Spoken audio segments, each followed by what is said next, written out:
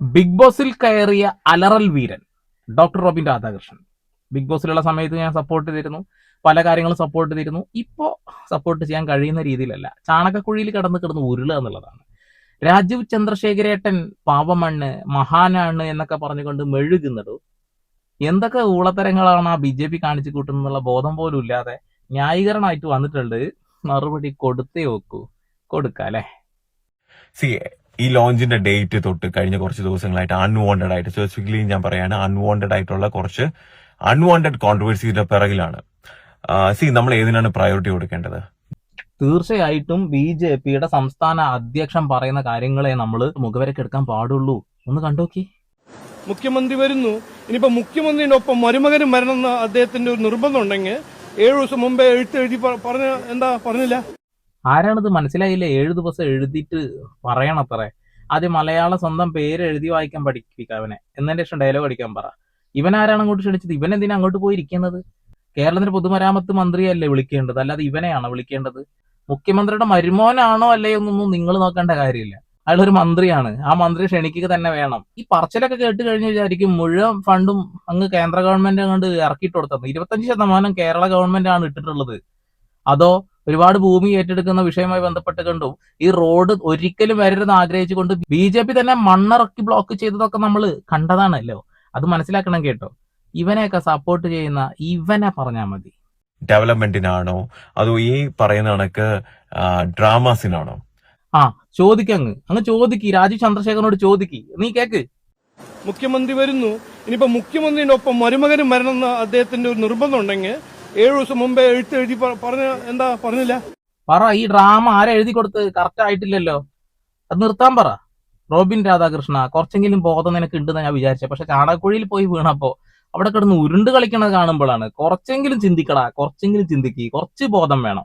നിന്നൊക്കെ ഒരു സമയത്ത് നല്ല സപ്പോർട്ട് ചെയ്തിരുന്നു, ഇനി സപ്പോർട്ട് ചെയ്യുന്ന പരിപാടി തന്നെ ഇല്ല. നല്ലത് പറയുകയാണെങ്കിലും ഓക്കെ, ഇമാതിരി ഊളത്തരം പറയരുത്. അങ്ങനെ ഒരു കാര്യം നീ പറഞ്ഞല്ലോ, രാജീവ് ചന്ദ്രശേഖർ എന്തായാലും ഊളത്തരം കാണിക്കുന്നുണ്ട് എന്നുള്ളത് അതന്നെ വലിയ ഭാഗ്യം. ഞാൻ വളച്ചൊടിച്ചതാണ് അതാണ് ഇതെന്നൊന്നും വിചാരിക്കണ്ട. നീ പറഞ്ഞു നാടകം അവസാനിപ്പിക്കുക. ആ നാടകം കളിക്കുന്നത് ആരാ? നിങ്ങൾ തന്നെയാണ്, നിന്റെ രാഷ്ട്രീയ പാർട്ടി തന്നെയാണ്. അതാണ് അങ്ങനെ പറയാൻ കാരണം. കാര്യം ഞാൻ സിമ്പിൾ ആയിട്ട് പറഞ്ഞത്, എന്റെ ഒരു അറിവ് വെച്ചിട്ട് നമ്മുടെ ഈ ഒരു പ്രോഗ്രാമിന് വേണ്ടി PM-ന്റെ ഓഫീസിൽ നിന്നും ചീഫ് മിനിസ്റ്ററിനെ ഇൻവൈറ്റ് ചെയ്തിരുന്നു ഒഫീഷ്യലി. ഓക്കെ, സോ അതില് മിനിസ്റ്റർ റിയാസിനെ ഇൻക്ലൂഡ് ചെയ്തിട്ടില്ല. സോ അങ്ങനെ ഇൻക്ലൂഡ് ചെയ്തിട്ടില്ല എന്നുണ്ടെങ്കിൽ ചീഫ് മിനിസ്റ്ററിന്റെ ഓഫീസിൽ നിന്ന് കമ്മ്യൂണിക്കേറ്റ് ചെയ്ത് ഇങ്ങനെ ഒരു സജഷൻ പറയായിരുന്നു. അവരത് ചെയ്തില്ല. ആരും ചെയ്തില്ല. എന്ത് ചെയ്തില്ല? എന്തിനാണ് ശുപാർശ ചെയ്യുന്നത്? എന്താ രാജഭരണം ശുപാർശ ചെയ്യാം? ഇത് ജനാധിപത്യ രാജ്യമാണ്. ജനാധിപത്യത്തിലൂടെ തെരഞ്ഞെടുക്കപ്പെട്ടിട്ടുള്ള ഒരു മന്ത്രിയുണ്ട്, പൊതുമരാമത്ത് മന്ത്രി. അദ്ദേഹത്തിനെ മാറ്റി നിർത്തിയിട്ട് ഡയലോഗ് അടിക്കുന്നോടാ. അവസാന നിമിഷമാണ് അദ്ദേഹത്തിനെ പിടിച്ച് പുറത്താക്കിയിട്ടുള്ളത്. മനഃപൂർവ്വം തന്നെയാണ്. അദ്ദേഹം മുസ്ലിം ആയതുകൊണ്ടാണോ? ലിസ്റ്റ് കാണ്, അദ്ദേഹത്തിന് ഏത് സമയത്താ പുറത്താക്കിയെന്ന് ലിസ്റ്റ് കാണു. നീ ഡയലോഗ് അടിക്കലടാ. ആദ്യം നീ ചാണകത്തിൽ വീണതിന്റെ പക്വത നീ കാണിക്കുന്നുണ്ട്. എന്ത് പൊട്ടത്തരവും നീ സപ്പോർട്ട് ചെയ്യണം കേട്ടോ. കഴിഞ്ഞ ദിവസമാണ് നോർത്ത് ഇന്ത്യയിൽ നിന്നൊരു വീഡിയോ പുറത്തു വന്നിട്ടുള്ളത്. ഗ്യാസ് സിലിണ്ടർ 5000 രൂപയായാൽ പോലും ഞങ്ങൾക്ക് ഞങ്ങളുടെ രാജ്യമാണ് വലുത്, നരേന്ദ്രമോദിയാണ് വലുതെന്നാ പറയുന്നത്. ഇനി 1 ലക്ഷം രൂപ പെട്രോളിനായാലും പോലും ഞങ്ങൾ അത് അടിക്കും, ഞങ്ങൾക്ക് രാജ്യമാണ് വലുതെന്ന് പറയുന്നത്. അതേ പൊട്ടത്തരം തന്നെയാണ് നീ ഇപ്പോൾ വിളിച്ചു പറഞ്ഞുകൊണ്ടിരിക്കുന്നത്. ശുപാർശ ചെയ്യണം പോലും. ജനാധിപത്യ രാജ്യമാണ്, അത് നീ ആദ്യം മനസ്സിലാക്കി. ഓക്കെ, ഇത് 2 ആഴ്ച മുന്നേ നടക്കുന്ന കാര്യമാണ്. എന്നിട്ട് കറക്റ്റ് ഈ പ്രോഗ്രാമിന്റെ ദിവസം തന്നെ ഈ പറഞ്ഞ കണക്ക് LDF-ന്റെ നേതാക്കൾ ഉൾപ്പെടെ ചീഫ് മിനിസ്റ്റർ ഉൾപ്പെടെ എല്ലാവരും ഈ ഒരു പ്രോഗ്രാം ബോയ്ക്കോട്ട് ചെയ്തു. എന്തിനായിരുന്നു ഈ അൺവാണ്ടഡ് ആയിട്ടുള്ള ഒരു ബോയ്ക്കോട്ട്? എന്തിന്റെ ആവശ്യമായിരുന്നു? നമ്മുടെ നാടിന്റെ ഡെവലപ്മെന്റിന് വേണ്ടി ഇത്രയും കോടി രൂപയുടെ ലോഞ്ച് നടക്കുമ്പോൾ എന്തിനാണ് ഈ അനാവശ്യമായിട്ടുള്ള ഡ്രാമാസ് നടത്തുന്നത്? അതും ഇലക്ഷന് 30 ദിവസം മുന്നെയാണ് ഇതെല്ലാം നടക്കുന്നത്. എന്തിനാണ് ഈ ആവശ്യമില്ലാത്ത ഡ്രാമാസ്? നമ്മൾ ജനങ്ങൾ പൊട്ടന്മാരല്ല. ഞങ്ങൾ പൊട്ടന്മാരല്ല. ശാഖയിൽ പോകുന്ന നിന്നെ പോലുള്ള ആളുകൾ ചിലപ്പോൾ പൊട്ടത്തരം കാണിക്കുന്നുണ്ടാകും. ഞങ്ങൾ പൊട്ടന്മാരല്ല. ഈ റോഡ് ഇവിടെ വരുന്നതിന് വേണ്ടിയിട്ട് 5000-ൽ പരം കോടി രൂപയാണ് കേരള ഗവൺമെന്റ് ചെലവാക്കിയിട്ടുള്ളത്. അതറിയാം നിനക്ക്? ഏകദേശം 10,000-ന്റെ അടുത്ത് കോടി രൂപ കടം വാങ്ങിയത് ഈ ഒരു പരിപാടിക്ക് വേണ്ടിയിട്ടാ. നമ്മുടെ സംസ്ഥാനത്തിന് കിട്ടേണ്ടതായിട്ടുള്ള ആനുകൂല്യങ്ങളൊക്കെ വെട്ടി ചുരുക്കുമ്പോ നീയൊക്കെ എവിടെയാണ്? ആമകൃഷി, തേങ്ങാക്കൊല, ഇതൊക്കെയാണോ നമുക്കിവിടെ വേണ്ടത്? നമ്മൾ കൊടുക്കുന്ന പണം തിരിച്ചു ചോദിക്കുമ്പോൾ അത് തരാൻ കഴിയുന്നില്ല. അതിനൊന്നും ഒരു വർത്താനം പറയാനില്ല. ഈ രാജീവ് ചന്ദ്രശേഖർ അല്ലേ, അവന്റെ വലിയ ദൈവമാണ് പോലും. ഊളത്തരം. ഇതൊന്ന് കാണു നീ, എന്നിട്ട് പോയാ മതി. 2014 UDF സർക്കാരിന്റെ കാലത്താണ് ദേശീയപാത അതോറിറ്റി പ്രവൃത്തി ഉപേക്ഷിച്ചു പോയത്. നടക്കില്ല എന്ന് കണ്ട് ഉപേക്ഷിച്ചു പോയി 2014.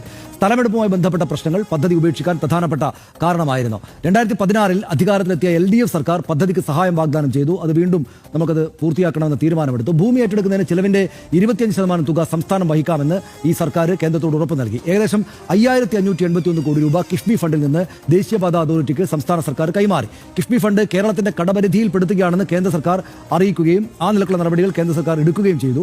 ഇതോടെ കേരളത്തിൽ അനുവദനീയമായ വായ്പാ തുകയിൽ നിന്നും ഈ തുക വെട്ടിക്കുറുക്കുകയുണ്ടായി. പക്ഷേ എന്നിട്ടും കേരള സർക്കാർ അങ്ങനെ തന്നെ നിന്നു. ഫലത്തിൽ സർക്കാരിന് മുകളിലുള്ള ഭാരം ഏകദേശം 12,000 കോടി രൂപയ്ക്കടുത്തായി ഈ ഹൈവേ വികസനവുമായി ബന്ധപ്പെട്ട്. 12,000 കോടി രൂപ കേരള ഗവൺമെന്റ് കടംപ്പെട്ടിരിക്കുകയാണ്. കടം വാങ്ങിയിരിക്കുകയാണ്. വർത്തമാനം കേട്ട് കഴിഞ്ഞാൽ BJP അങ്ങ് കൊട്ടിയിട്ട് കൊടുത്തിട്ട് അതെടുത്ത് ചെയ്ത പോലെയാണ് ഡയലോഗ് അടി. അത് ആരെ പണിയെടുത്ത് നീ മനസ്സിലാക്കണം. എന്നിട്ട് ഒരു മന്ത്രി അങ്ങ് മാറ്റി നിർത്തിയിട്ട് മരുമകൻ അത് ഇതെന്നൊക്കെ പറയുന്ന ഊളകളെ സപ്പോർട്ട് ചെയ്യാൻ നിന്നെ കൊണ്ടേ പറ്റുള്ളൂടാ, നിന്നെ കൊണ്ടേ പറ്റുള്ളൂ.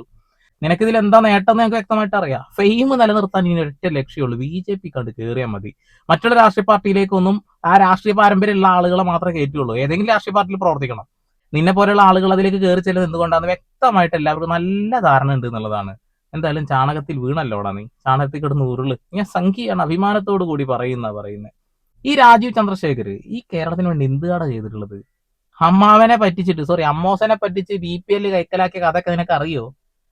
എത്രയോ കോടി രൂപയുടെ ഭൂമി ഇടപാട് നടത്തിയ കേസും നടക്കുന്നുണ്ട്. നിനക്കൊക്കെ അതിനെക്കുറിച്ച് വല്ല ബോധം ഉണ്ടോ? നമ്മളെ നാടിന് ഒരു ഡെവലപ്മെന്റ് നടക്കുന്ന സമയത്ത് ഡെവലപ്മെന്റ് അല്ലെങ്കിൽ നമ്മുടെ പ്രയോറിറ്റി ഡെവലപ്മെന്റ് ആണെന്നുണ്ടെങ്കിൽ ഒബ്വിയസ്ലി നമ്മൾ ഫോക്കസ് ചെയ്യുന്ന ഇതിലായിരിക്കും, ഡെവലപ്മെന്റിലായിരിക്കും. അല്ലാതെ ഈ അൺവാണ്ടഡ് ആയിട്ടുള്ള മെലോ ഡ്രാമാസിലല്ല. മനസ്സിലായില്ലേ? അത് നീ ചന്ദ്രശേഖരേട്ടനോട് പറയണം.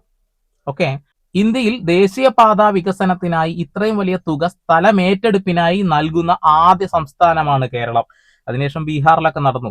ആദ്യ സംസ്ഥാനമാണ് കേരളം, അത് മനസ്സിലാക്കുക. സ്ഥലമേറ്റെടുപ്പിന് നൽകിയ ഈ 5,580 കോടി രൂപ കൂടാതെ GST ഒഴിവാക്കിയത് ഉൾപ്പെടെ ഏകദേശം 12,000 കോടി രൂപയുടെ സാമ്പത്തിക ബാധ്യത സംസ്ഥാന സർക്കാർ ഈ പദ്ധതിക്കായി വഹിക്കുന്നുണ്ട്. കഴിഞ്ഞ ദിവസങ്ങളിൽ നടന്ന NH-66 ചില റീച്ചുകളുടെ ഉദ്ഘാടനവുമായി ബന്ധപ്പെട്ട ചർച്ചകളിലും ഈ 5,580 കോടി രൂപയുടെ കണക്ക് സംസ്ഥാന സർക്കാർ ഔദ്യോഗികമായിട്ട് വ്യക്തമാക്കിയിട്ടുണ്ട്. അങ്ങ് കൊടുന്ന് ചൊരിഞ്ഞു കൊടുത്തത് അത്ര BJP. ആദ്യം നീ അത് മനസ്സിലാക്കുക. അൺവാണ്ടഡ് ആയിട്ടുള്ള ഡ്രാമ കളിക്കുന്നത് നിന്റെ രാഷ്ട്രീയ പാർട്ടിയാണ്. മരുമോൻ അത് ഇതെന്നൊക്കെ പറഞ്ഞ് കളിയാക്കാൻ എന്ത് ഉളുപ്പാടോ നിനക്കൊക്കെ ഉള്ളത്? അന്ന് ആകാശത്ത് നിന്ന് പൊട്ടി വീണതല്ല ഇവരൊന്നും. കയ്യിലെ പണം കൊണ്ട് വന്നിരുന്ന കസേരയല്ല അതൊന്നും. അതൊക്കെ ജനങ്ങളുടെ ഇടയിൽ ഇറങ്ങി പണിയെടുത്തുണ്ടാക്കിയതാ. ഓരോ മനുഷ്യന്മാർക്ക് അഭിമാനം കൊള്ളാൻ കഴിയുന്ന കാര്യങ്ങളാണ് അതൊക്കെ.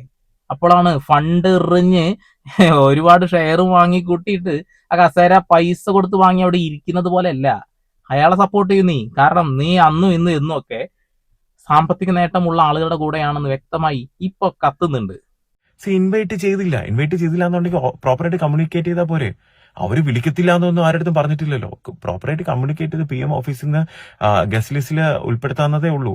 പ്രോപ്പറായിട്ട് ഒരു കമ്മ്യൂണിക്കേഷനും രാജീവ് സാർ പറഞ്ഞ കണക്ക് പ്രീ മിനിസ്റ്ററിന്റെ ഓഫീസിലേക്ക് പോയിട്ടില്ല. നീ രാജീവ് ചന്ദ്രശേഖർ പറഞ്ഞത് ഒന്നാകാൻ അത് മിണിങ്ങീരി അത് ഛർദിക്കാൻ നിൽക്കല്ലേ. കാരണം അയാൾ എത്ര വലിയ ഊളത്തരം കാണിച്ച മനുഷ്യനാണെന്ന് വ്യക്തമായി എല്ലാവർക്കും ധാരണയുണ്ട്. നിനക്കതറിയില്ല, അല്ലെങ്കിൽ നിനക്ക് അറിയാം, അത് മിണ്ടാതിരിക്കുക എന്ന് വ്യക്തമായിട്ട് ഞങ്ങൾക്ക് മനസ്സിലാവേണ്ടതുള്ളതാണ്. എന്താണ് ശുപാർശ ചെയ്യണം പോലും. സംസ്ഥാനത്തിന്റെ പൊതുമരാമത്ത് മന്ത്രിയെ മാറ്റി നിർത്തിക്കൊണ്ട് ഇങ്ങനെ ഒരു ഉദ്ഘാടനം ചെയ്യുമ്പോൾ നിനക്കൊന്നും ബോധമില്ല എന്ന് ചോദിക്കുന്നത്. ജനാധിപത്യ രാജ്യമാണ്. അതുകൂടാതെ നിങ്ങളുടെ സംസ്ഥാന അധ്യക്ഷനെയും പ്രസിഡന്റെയും സെക്രട്ടറിയൊക്കെ കൊണ്ട് ഇരുത്തുന്നുണ്ടല്ലോ അവിടെ. അത് എന്തിന്റെ അടിസ്ഥാനത്തില? നിനക്കുള്ള മറുപടി ഈ വീഡിയോ തരും. ഞാൻ തുടങ്ങുമ്പോൾ അതിന് തടസ്സവുമായി വരുന്നത് ആരൊക്കെയായിരുന്നു? ഇവിടുത്തെ സ്വാഭാവികമായി പരിസ്ഥിതിയെ സംബന്ധിച്ചുള്ള ആശങ്കയൊക്കെ എല്ലാ കാലത്തും ഉയർന്നിട്ടുള്ളതാണ്. ആ ആശങ്കകളെയൊക്കെ മാധ്യമങ്ങളൊക്കെ ആ ആശങ്കകൾക്കൊപ്പം നിന്നിട്ടുണ്ട്. പക്ഷെ അവിടെ ഈ പദ്ധതിയെ നടപ്പാക്കാനാവില്ല എന്നുള്ള ഒരു സമീപനം സ്വീകരിച്ച ആളുകൾ ആരൊക്കെയാണ്? എനിക്കിപ്പോഴും വ്യക്തമായി മുഖം ഓർമ്മയുണ്ട്. നമ്മൾ ആ ചർച്ചകളെല്ലാം ആ ഘട്ടത്തിൽ നടത്തിയിട്ടുള്ളതാണ്.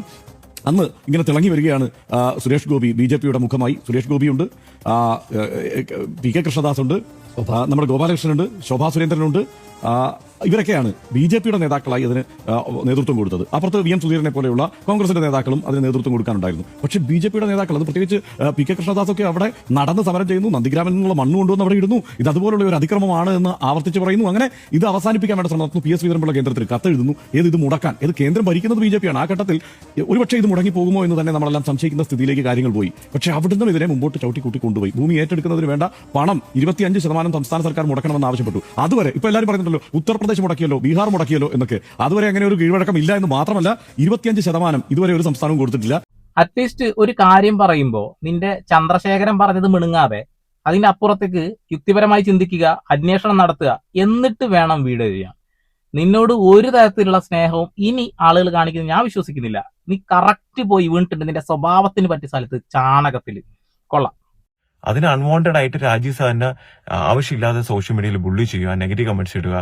ഞാൻ കഴിഞ്ഞ കുറെ കമന്റ്സുകൾ കാണുന്നത് എന്തിന്റെ ആയിരുന്നു ആവശ്യം? പുള്ളിക്ക് പ്രോപ്പർ എക്സ്പ്ലനേഷൻ തന്നില്ലേ? എന്താണ് പ്രോപ്പർ എക്സ്പ്ലനേഷൻ? മുഖ്യമന്ത്രിയെ വിളിച്ചു, ഇനി അയാളെ മരുമോനെ കൂടി വിളിക്കണോ എന്ന് പറഞ്ഞ കളിയാക്കലാണോ പ്രോപ്പർ ആയിട്ടുള്ള എക്സ്പ്ലനേഷൻ? മറുപടി ഇതാണോടോ? മറുപടി ഇത് ആഷ്മി തരുന്നുണ്ട്. മുഖ്യമന്ത്രി ഉണ്ടെന്നും അദ്ദേഹത്തിന് മരുമകനെ കൂടി വിളിക്കേണ്ട കാര്യമില്ലെന്നും കഴമ്പില്ലാതെന്ന് പറയാനാണ് ഒരു രാഷ്ട്രീയ പാർട്ടിയുടെ സംസ്ഥാന അധ്യക്ഷൻ അസംബന്ധ വർത്താനം. ആ മുഖ്യമന്ത്രി മരുമോനും ഒക്കെ വീട്ടിലൊരു മരുമോനെ വിളിക്കേണ്ടെന്നേ. വിളിക്കാൻ പോയത് RC-യുടെ വീട്ടുപാല് കാച്ചലല്ല. ഇല്ലാതായി പോയൊരു പദ്ധതിക്ക് ജീവശ്വാസം കൊടുത്ത് 16,000 കോടി രൂപ സ്വന്തം എക്സ്ചക്കറിൽ നിന്ന് കൊടുത്തൊരു സംസ്ഥാനത്തിന്റെ പൊതുമരാമത്ത് മന്ത്രിയെ വിളിക്കണം. ഇല്ലെങ്കിൽ ആ പ്രോട്ടോകോൾ പൊളിറ്റിക്കൽ പ്രോട്ടോകോളാണ്. ദേശീയപാതയ്ക്ക് അങ്ങേയറ്റം കഷ്ടപ്പെട്ടവൻ കഠിനാധ്വാനം ചെയ്ത ഒരുത്തിനെ ചവിട്ടി പുറത്താക്കി അതുമായി ഏതെങ്കിലും ഒരു പുരബന്ധം പോലും ഇല്ലാത്ത BJP അധ്യക്ഷൻ ആ ഒഫീഷ്യൽ പരിപാടിയിൽ വിരിഞ്ഞിരിപ്പാണെങ്കിൽ വിളിക്കണം. ഇലക്ഷൻ കാല ഷോ ഫുളുപ്പില്ലാത്ത രാഷ്ട്രീയം. ഏതോ തേങ്ങ മാങ്ങ ആമക്കുഞ്ഞുങ്ങൾക്ക് ഡേ കെയർ എന്നൊക്കെ പറഞ്ഞ് ചവിട്ടിക്കൂട്ടി മൂലക്കാക്കിയവർക്ക് ഇന്ന് എയിംസ് വിഷയത്തിൽ കളക്കിൽ പ്രഹരിക്കുന്ന ഒരു കോടതി. ആ വിഷയത്തിൽ ഒരു മറ്റേ മോൻ എന്ന വിടലവർത്താനം പറഞ്ഞത് കേന്ദ്രമന്ത്രിയാണെങ്കിൽ ഇന്ന് ഈ രാജീവ് ചന്ദ്രശേഖർ പറയുന്ന മരുമോൻ ഏതാ? എട്ടും പൊട്ടും അറിയാത്ത ഈ കുട്ടികളുടെ ഈ കാലത്ത് അന്ന് 8ാം ക്ലാസ്സിൽ പഠിക്കുമ്പോൾ ക്ലാസ് ലീഡർ, പഠിക്കാൻ സമർത്ഥർ, SFI കൊടിയും പിടിച്ച് സമരത്തിലിറങ്ങി മെരിഞ്ഞു നിന്ന വിദ്യാർത്ഥിയെ പറ്റിയാണോ? സ്കൂളിലെ രാഷ്ട്രീയ ബോധ്യം, SFI, DYFI, CPM branch secretary എന്ന് വേണ്ട, അടിത്തട്ടിൽ രാപ്പകൽ നോക്കാതെ കഷ്ടപ്പെട്ടവനാണ്. ജനത്തിന്റെ വേദന അറിഞ്ഞ രാഷ്ട്രീയക്കാരനാണ്. ഏതെങ്കിലും അമ്മായിയപ്പന് വേണ്ടിയല്ല, ജനത്തിനു വേണ്ടി അസംഖ്യം സമരങ്ങൾ, പോലീസിന്റെ ക്രൂരമർദ്ദനങ്ങൾ, ചീറ്റിയ ചോരയിൽ 100കണക്കിന് ദിവസങ്ങൾ ജയിൽവാസങ്ങൾ, ജനായത്ത വഴിയിൽ നേതാവായ രാഷ്ട്രീയക്കാരനെ രാഷ്ട്രീയം പറഞ്ഞവർക്ക്, അല്ലാതെ മരുമോനെന്നൊക്കെ അരാഷ്ട്രീയം അശ്ലീലം അധിക്ഷേപിക്കാൻ ആ കേന്ദ്രം നൂലിൽ കെട്ടിയിറക്കിയ അടിത്തട്ട് രാഷ്ട്രീയം അറിയാത്തൊരു ശതകോടീശൻ കോർപ്പറേറ്റ് CEO അധ്യക്ഷൻ രാഷ്ട്രീയമായി തൽക്കാലം വളർന്നിട്ടില്ല. 2 തവണ നിയമസഭാംഗത്വം, കേരളത്തിലെ ടൂറിസം പൊതുമരാമത്ത് വകുപ്പ് മന്ത്രി, മരുമകനെന്ന് ആക്ഷേപിക്കുന്നവർക്ക് പറഞ്ഞു തീർക്കാൻ അര ദിവസം വേണം. PM മുഹമ്മദ് റിയാസിന്റെ പൊളിറ്റിക്കൽ ഹിസ്റ്ററി ഓടിളക്കിയാണ് എല്ലാവരും മന്ത്രിയാകുന്നത് എന്ന് ധരിച്ചു പോയാൽ അത് അനുഭവ പരിമിതിയാണ്. പിന്നെ ദേശീയപാത, ഏറ്റവും ചുരുക്കം കേരളത്തിനറിയാം അത് എങ്ങനെയുണ്ടായി എന്ന്. 5580 കോടിയാണ് കേരളത്തിന് നികുതി പണത്തിൽ നിന്ന് ചെലവഴിച്ചത്. അതിന്റെ ഉദ്ഘാടന വേദിയിൽ ആർക്കൊപ്പവും ഇരിക്കാൻ അർഹതയും അധികാരവും ഉണ്ട് കേരളത്തിന്റെ പൊതുമരാമത്ത് വകുപ്പ് മന്ത്രിക്ക്. അല്ലെങ്കിലുള്ള മറുപടി ഇതാണ്, എന്നാ നിങ്ങളങ്ങ് നടത്തിക്കോ. കൂടുതലായിട്ടൊന്നും പറയേണ്ട കാര്യമില്ല. ഈ പറയുന്ന വാക്കുകളിൽ എല്ലാം കിടക്കുന്നുണ്ട്. നീ ഒരു നിമിഷമെങ്കിലും ആ വാർത്തയൊന്ന് നോക്കണമായിരുന്നു. നീ ഒന്നും വേണ്ട, ജെമിനി അടിച്ച് നോക്കായിരുന്നില്ലേ എന്തൊക്കെയാണ് ഇതിന്റെ പിന്നിൽ നടന്ന കാര്യങ്ങൾ എന്നുള്ളത്? ഒന്നും നോക്കിയില്ല. ചന്ദ്രേട്ടൻ പറയുമ്പോ അങ്ങ് മിണുങ്ങാം, എന്നിട്ടാണ് ഛർദിക്കുക. അങ്ങനെ ഛർദിക്കുമ്പോ അത് സേവിക്കാൻ ചിലപ്പോ നിന്റെ ടീംസ് ഉണ്ടാവുമായിരിക്കാം. ഞങ്ങളെ കൊണ്ട് കഴിയില്ല. തൂത്ത് മായിപ്പിക്കും ഞങ്ങളത്. നമ്മൾ മനസ്സിലാക്കേണ്ട ഒരു കാര്യം, രാജീവ് സാറ് BJPയുടെ സ്റ്റേറ്റ് പ്രസിഡന്റ് മാത്രമല്ല, പുള്ളിക്കാരൻ ഒരു എക്സ് യൂണിയൻ മിനിസ്റ്റർ ആയിരുന്നു. നമ്മുടെ പ്രൈം മിനിസ്റ്റർ ഓഫ് ഇന്ത്യയുടെ കൂടെ അസോസിയേറ്റ് ചെയ്ത് വർക്ക് ചെയ്തിരുന്ന ഒരാളാണ്, അല്ലേ? സോ ആവശ്യമില്ലാത്ത ഈ പറഞ്ഞ കണക്കത്തെ അൺവാണ്ടഡ് ആയിട്ടുള്ള ഡ്രാമാസ് ഒഴിവാക്കി നമ്മുടെ നാടിന്റെ ഡെവലപ്മെന്റിന് വേണ്ടി നമ്മളെല്ലാവരും ഒന്ന് സപ്പോർട്ട് ചെയ്യുക. മനസ്സിലായില്ലേ? ഡെവലപ്മെന്റിന് വേണ്ടി സപ്പോർട്ട് ചെയ്യുക. നന്ദിഗ്രാമിൽ നിന്ന് ഒരു ലോഡ് മണ്ണവിടെ കൊണ്ടുകിട്ടിട്ട് ഇതൊരിക്കലും ഞങ്ങൾ ഇവിടെ നടത്തില്ല എന്ന് പറഞ്ഞ ആളാ. അതുകൂടാതെ തന്നെ കേരളത്തിന്റെ മുഖ്യമന്ത്രി എത്ര തവണ ഓഫീസ് കയറി ഇറങ്ങിയിട്ടുണ്ട് എന്നുള്ളത് നീ ജസ്റ്റ് ഒന്ന് ഗൂഗിൾ ചെയ്താലെങ്കിലും മനസ്സിലാവുന്നുള്ളതാണ്. വകതിരിവ് വേണം. അപ്പൊ ആവശ്യമില്ലാത്ത പൊട്ടത്തരം വിളിച്ചു പറഞ്ഞത് അത് നീ തന്നെയാണ്. കൊടുത്തിട്ടില്ല എന്ന് മാത്രമല്ല, ഇപ്പോൾ കൊടുത്തിരിക്കുന്ന ഈ 5580 കോടി ഇതുവരെ ഒരു സംസ്ഥാനവും കൊടുത്തിട്ടില്ല. ഈ 12,000 കോടിയുടെ ബാധ്യത ഒരു സംസ്ഥാനത്തിനും ഒരു ഹൈവേ പണിയുടെ പേരിൽ ഇതുവരെ വന്നിട്ടുമില്ല. ഇത് വസ്തുതയാണ്. ഈ കണക്കെടുത്ത് ആർക്ക് വേണമെങ്കിലും പരിശോധിക്കാം. ഇത് വസ്തുതയായി നമുക്ക് മുന്നിൽ നിൽക്കുകയാണ്. ഈ ഭൂമിക്ക് ന്യായമായ വില കൊടുത്തു, വലിയ തുക തന്നെ കൊടുത്താണ് ഭൂമി ഏറ്റെടുത്തത്. അതുകൊണ്ടാണ് ഭൂമി ഏറ്റെടുക്കൽ നടന്നത്. ഇതൊക്കെ റോബിനോട് പറഞ്ഞിട്ട് എന്ത് കാര്യം? റോബിന്റെ തലയിൽ ഇനൊന്നും കേറൂല. ഇനി കേറിയാൽ തന്നെ അത് കൊട്ടി പുറത്ത് കളയും. അവന്റെ ലക്ഷ്യം അത് വൈറലാവുക, എയറിലാവുക എന്ന് മാത്രമാണ്. വീണ്ടും ആ ഒരു പഴയ കാലഘട്ടത്തില് പണ്ട് ഇവന്റെ സുവർണ നിമിഷം എന്ന് പറഞ്ഞ സംഭവമില്ല, ചീറിപ്പൊളിക്കല്. അന്ന് എങ്ങനെയായിരുന്നു സോഷ്യൽ മീഡിയ പിന്നെ ഉപയോഗിച്ചത് അതേ രീതിയിൽ ഉപയോഗിക്കണം. അതിനുവേണ്ടി തന്നെയാണ് ഈ ഡയലോഗ് അടിക്കുന്നത്. ചന്ദ്രേട്ടൻ പറഞ്ഞ പിന്നെ എനിക്ക് ഒന്നുമില്ല. സോ ഇത് അവോയ്ഡ് ചെയ്യാന്ന് എനിക്ക് തോന്നി. ഞാനിത് പറയുന്ന ഒരു BJPയുടെ ഒരു മെമ്പർ എന്നുള്ള രീതിയിലല്ല, as A citizen of India അല്ലെങ്കിൽ കേരളത്തിന് ഇഷ്ടപ്പെടുന്ന ഒരു സാധാ വ്യക്തി എന്നുള്ള രീതിയിൽ ഞാനിത് ജസ്റ്റ് എന്റെ ഒരു from the bottom of my heart എനിക്കത് പറയണമെന്നുണ്ടായിരുന്നു. അതുകൊണ്ട് മാത്രം പറഞ്ഞതാണ്. സോ മാറ്റങ്ങൾ ആവശ്യമാണ്, മാറണം. എല്ലാവരും ഏതിന് പ്രയോറിറ്റി കൊടുക്കണം? ഡെവലപ്മെന്റിനാണോ അത് ഡ്രാമാസിനാണോ, ഈ അൺവാണ്ടഡ് ഡ്രാമാസിനാണോ എന്നുള്ളത് ചിന്തിക്കുക. കാരണം നമ്മൾ ചിന്തിക്കേണ്ട സമയം എത്തിയിരിക്കുന്നു. മനസ്സിലായില്ലേ? ഓക്കെ, മാറ്റം നല്ലതാണ്, മാറണം. കേരളം മാറിയിരിക്കും. Thank you. ചാണകം മെഴുകിയ മുറ്റം ഞങ്ങൾക്ക് ഇഷ്ടമാണ്. അതിനർത്ഥം ചാണകം ഞങ്ങൾ ശരീരത്തിൽ വാരിത്തേക്കും എന്നുള്ളതല്ല. അതിന് നാറ്റുണ്ട്. അത് നിലത്ത് കിടക്കുമ്പോ ഓക്കെ, അത് ശരീരത്തിലേക്ക് വരുമ്പോ അയ്യേ. അത് നീ മനസ്സിലാക്കിയാൽ മാത്രം മതി. വേറെ ഒന്നും ഞാൻ ഈ വിഷയത്തിൽ പറയുന്നില്ല. ഇവന്റെ ലക്ഷ്യം വൈറൽ ആവുക എന്നുള്ളതാണ്. രാജീവ് ചന്ദ്രശേഖറിന് കൊടുക്കാനുള്ള മറുപടിയൊക്കെ ഇവിടെയുള്ള മാധ്യമങ്ങൾ തന്നെ കൊടുത്തിട്ടുണ്ട് എന്നുള്ളതാണ്. അങ്ങനെ ഒരാളുടെ അപ്പന്റെ വീട്ടിൽ നിന്ന് കൊണ്ടുവന്നതല്ല ഇതൊന്നും. ഇതൊക്കെ നമ്മുടെ നികുതി പണം കൊണ്ട് തന്നെയാണ് ഇവിടെ കെട്ടിപ്പൊക്കിയിട്ടുള്ളത്. എല്ലാ സംസ്ഥാനത്തിനെയും നല്ല രീതിയിൽ കാണുമ്പോൾ കേരളത്തെ മാത്രം ഇവര് ചവിട്ടിത്താഴ്ത്താൻ ശ്രമിക്കുന്നതും, നരേന്ദ്രമോദി ഇടയ്ക്കിടയ്ക്ക് ഇവിടെ വന്നിട്ട് വികസനമില്ല ഇവിടെ, ഞങ്ങൾ വികസനം കാണിച്ചു തരാം, ഞങ്ങൾക്ക് അവസരം തരൂ എന്ന് പറയുന്ന പൊട്ടത്തരം കേട്ടുകൊണ്ട് വോട്ട് ചെയ്യാൻ ഞങ്ങളെ പോലുള്ള ആളുകൾക്ക് സമ്മതമല്ല എന്നുള്ളത്. ഞങ്ങൾ നിൽക്കില്ല. കുറച്ച് BJP-ക്കാർ ചിലപ്പോൾ ചെയ്തെന്നൊക്കെ വരും. അവരോട് എനിക്ക് ഒന്നേ പറയാനുള്ളൂ, നിങ്ങൾ UP-യിലോട്ട് നോക്കുക, ബുൾഡോസർ രാജ. നിങ്ങൾ ഗുജറാത്തിലേക്ക് നോക്കുക, അവിടെയുള്ള തെരുവ് വീതികളൊന്ന് കാണുക. ഇന്നും അവിടെ താമസിക്കുന്ന ആളുകളോട് ചോദിച്ചാൽ മനസ്സിലാവും, ഞങ്ങൾക്ക് 1000 രൂപയല്ല 5000 രൂപ ഗ്യാസിന് വില വന്നാലും കുഴപ്പമില്ല, ഞങ്ങൾ നരേന്ദ്രമോദി വോട്ട് ചെയ്യുന്നുള്ളത് പേടി കൊണ്ടാണ്, പിന്നെ വകതിരിവില്ലാത്തത് കൊണ്ടാണ്. നമുക്ക് വകതിരിവുണ്ട്, വിദ്യാഭ്യാസമുണ്ട്, ബുദ്ധിയുണ്ട്, എല്ലാം ഉണ്ട്. പക്ഷെ ഇങ്ങനെ കുറെ പൊട്ടന്മാര് സാമ്പത്തിക നേട്ടത്തിന് വേണ്ടി ഓരോ പൊട്ടത്തരങ്ങൾ പറയുമ്പോൾ അതിനെ സപ്പോർട്ട് ചെയ്യാൻ നമ്മൾ ഉണ്ടാവില്ല. നിങ്ങളുടെ അഭിപ്രായം രേഖപ്പെടുത്തു. വീണ്ടും വരെ പുതിയ വാർത്താവിശേഷങ്ങളുമായി സന്ദീപ് എടപ്പാൾ സൈനിങ് ഓഫ്.